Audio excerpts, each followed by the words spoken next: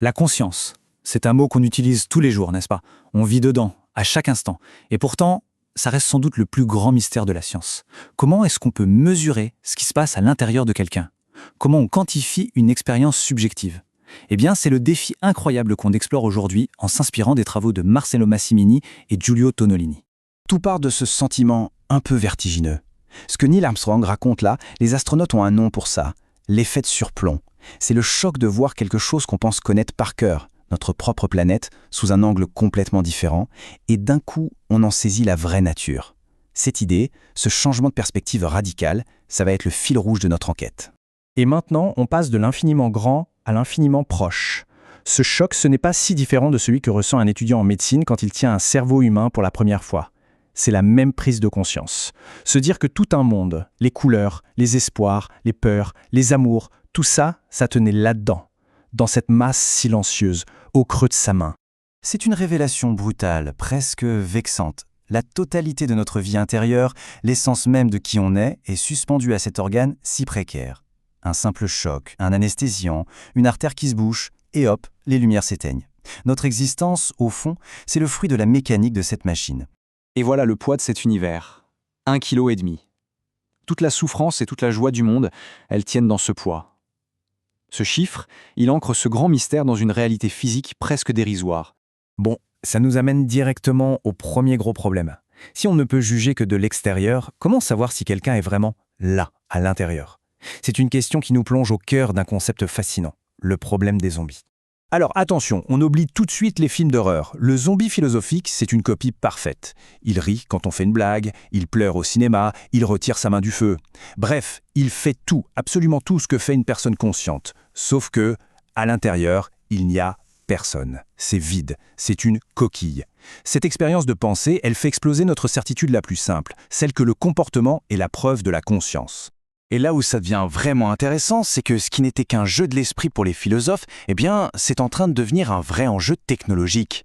Les intelligences artificielles, les androïdes, peuvent aujourd'hui imiter nos interactions avec une fidélité troublante, nous donnant l'illusion d'une présence qui en fait n'existe pas. L'exemple parfait, c'est Watson, le superordinateur d'IBM qui a gagné au jeu Jeopardy. Il a compris des questions pleines de jeux de mots, il a bluffé, il a battu les meilleurs champions humains. Mais Watson, il n'a jamais ressenti la moindre satisfaction, pas le moindre frisson de compétition. C'était juste du calcul pur et dur. La preuve éclatante qu'un comportement intelligent, même très complexe, n'est pas forcément synonyme de conscience. Mais le plus troublant dans tout ça, c'est qu'on n'a pas besoin d'aller chercher ces zombies dans des labos high-tech.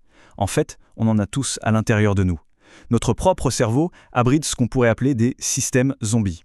Des processus inconscients, ultra efficaces, qui gèrent des tâches très complexes en mode pilote automatique. Le contraste est vraiment saisissant. D'un côté, on a la conscience. Elle est lente, elle est coûteuse en énergie et elle se situe dans notre cortex cérébral. Et de l'autre, on a ces systèmes zombies, des réflexes rapides, instinctifs, gérés par des zones plus anciennes du cerveau, comme le cervelet. Ce sont nos pilotes automatiques. C'est eux qui jouent les notes du piano pendant que nous, la conscience, on s'occupe de mettre de l'émotion dans la musique. Et si on quittait le terrain de la philosophie maintenant? Parce que cette incertitude sur la conscience, ce n'est pas juste un jeu intellectuel. Dans le monde réel, dans les hôpitaux, c'est un drame humain qui se joue tous les jours, avec des conséquences de vie ou de mort. Ce témoignage, il fait froid dans le dos. Il vient d'un anesthésiste qui s'est réveillé pendant sa propre opération. Complètement paralysé par les produits, il était incapable de faire le moindre mouvement pour dire « je suis là ». Il entendait tout, il sentait tout, mais son corps était devenu une prison. Une conscience totalement éveillée dans un corps complètement inerte. Cette terreur d'être conscient, mais de ne pas pouvoir le dire, elle n'est pas nouvelle. Ces cercueils de sécurité de l'époque victorienne, avec leurs petites cloches pour que les gens enterrés vivants puissent sonner l'alarme, c'est une métaphore tragique et parfaite de la situation de certains patients aujourd'hui. Ils sont là, présents, mais invisibles aux yeux du monde. Pour certaines personnes, cet état est permanent. C'est ce qu'on appelle le syndrome d'enfermement, ou locked-in syndrome, une toute petite lésion, mais au mauvais endroit dans le cerveau, et ça coupe toutes les commandes motrices. L'esprit est intact, complètement lucide, mais il est emmuré vivant dans une prison de chair. Et puis, il y a cet autre état, encore plus flou, encore plus piégeux. Le patient a les yeux ouverts, il a des cycles de sommeil, d'éveil, mais il ne répond à rien. Absolument rien. Le diagnostic tombe alors, état végétatif, inconscient. Mais est-ce que c'est vraiment toujours le cas? C'est là que le vertige nous reprend de plein fouet. Des études estiment que jusqu'à 40% des patients diagnostiqués comme étant dans un état d'éveil non répondant, donc qu'on considère comme inconscient, sont en fait conscients à un certain degré. 40%. Ce n'est pas juste une statistique, c'est une marge d'erreur aux proportions absolument tragiques. Le problème est donc posé et il est grave.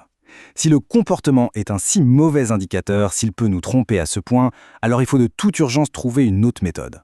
Il faut trouver un moyen de regarder au-delà des apparences. Jusqu'à maintenant, la médecine a fonctionné avec un modèle très simple.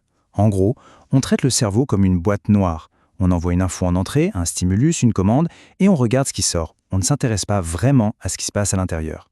Voilà le principe, c'est tout bête. Un médecin dit « serrez-moi la main ». Si la main se serre, le circuit est complet. On en déduit que l'ordre a été entendu, compris et exécuté. Conclusion, la conscience est là. C'est simple, c'est efficace, la plupart du temps. Mais c'est précisément là que se trouve la faille tragique du système. Si une lésion empêche la sortie motrice, le circuit est cassé.